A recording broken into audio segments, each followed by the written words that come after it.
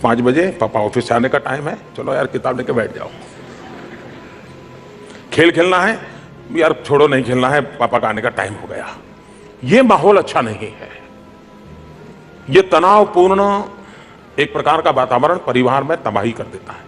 दूसरी तरफ ये भी कठिनाई है कि बहुत से माँ बाप होते हैं जिन्होंने बचपन में सपने उनके अंदर किसी ने बोए होते हैं और वो सपना बड़े होते हैं वटवृक्ष बनता जा रहा है। वो अपने सपने तो खुद पूरे नहीं कर पाए, तो फिर वो सपने अपने बच्चों में ट्रांसप्लांट करते हैं।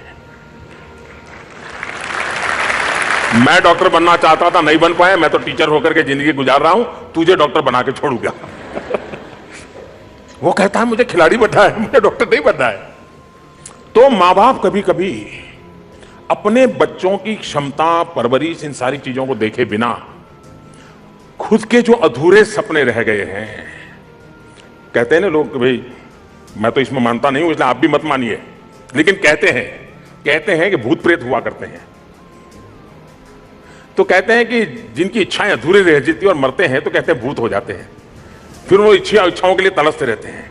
तो कभी कभी इच्छाओं के भी भूत होते हैं, इंसान के हो या न हो, और वो भूत आपको जकड़ लेते हैं। डायलॉग करना चाहिए माता जी पिताजी के साथ, खुल करके बात करनी चाहिए, अच्छे मूड में हो तब करनी चाहिए।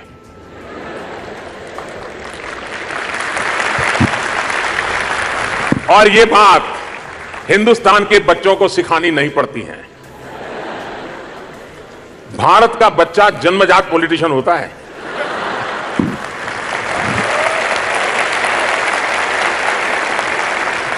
क्योंकि वो जॉइंट फैमिली में उसको पता होता है कि ये काम करवाना है, पिताजी को पता चलेगा तो नहीं होगा, तो चुपचाप दादी के पास जाता है।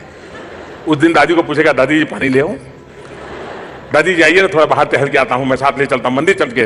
फिर बातें आता है, दादी मेरे लिए कर देना पड़ेगा, और दादी कर देती है। और दादी बेटे को भी डांटेगी, वो बेटे के लिए इतना ही नहीं करते हो। तो बच्चों को मालूम है कि कुछ काम करवाना है तो दादी से हो जाएगा, कुछ मम्मी से हो जाएगा, कुछ बड़े भाई से हो जाएगा, कुछ काम खुद का नहीं होने वाला है तो बहन को टाइट करो और बहन को बोलो तुम आज बड़ा ड्रामा करो और करवा लो। और बहन घर में अगर एक बार उसने हवा बना ली तो पापा की ताकत नहीं है कि वो मना कर सके। नाम बहन का, काम भाई का, यही होता है परिवार में। लेकिन मैं अभिभावकों से कहना चाहूंगा कि आप इसको जो सोशल स्टेटस बना दिया है, जो अपने यार दोस्तों में कहीं मिलने जाते हैं, शादी ब्याह में जाते हैं, तो सब बात करते हैं मेरा बेटा ये करता है, मेरी बेटी ये करती है, तो उनके मन में रहता है कि मैं वहां मुंह दिखाने लायक नहीं हूं। उसका तो बेटा यहां पहुंच गया, उसकी तो बेटी वहां पहुंच गई, और मैं ही हूं कुछ बोल नहीं पाया और मुझे घर आना। और फिर वहां जो सुना, बस सामने आप मिले नहीं कि मरे नहीं।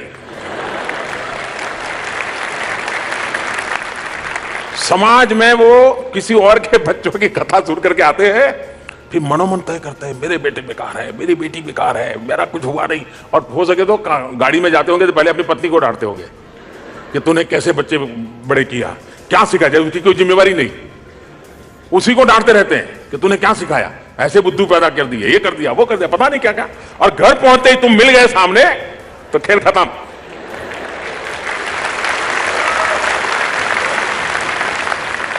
और इसलिए मैं अभिभावकों को कहता हूं कि आप इसको सोशल स्टेटस मत बनाइए, आप दुनिया से मत छुपाइए। अगर आपके बेटे के अंदर जो सामर्थ्य है उसी सामर्थ्य की चर्चा कीजिए, उनके बेटे के सामर्थ्य से आप अपने बेटे की कंपैरिजन मत कीजिए। और दुनिया में कोई बालक ऐसा पैदा नहीं होता है कि जिसके अंदर कोई न कोई भगवान ने विशेषता न दी हो। हर किसी को भगवान ने कोई न कोई परम शक्ति दी होती है। अगर पेरेंट्स उस परम शक्ति को पहचान ले और बालक को उस परम शक्ति के साथ जोड़ करके रखें तो कहीं से कहीं पहुंच सकता है। उधारी चीजें मत थोपो। अगर ये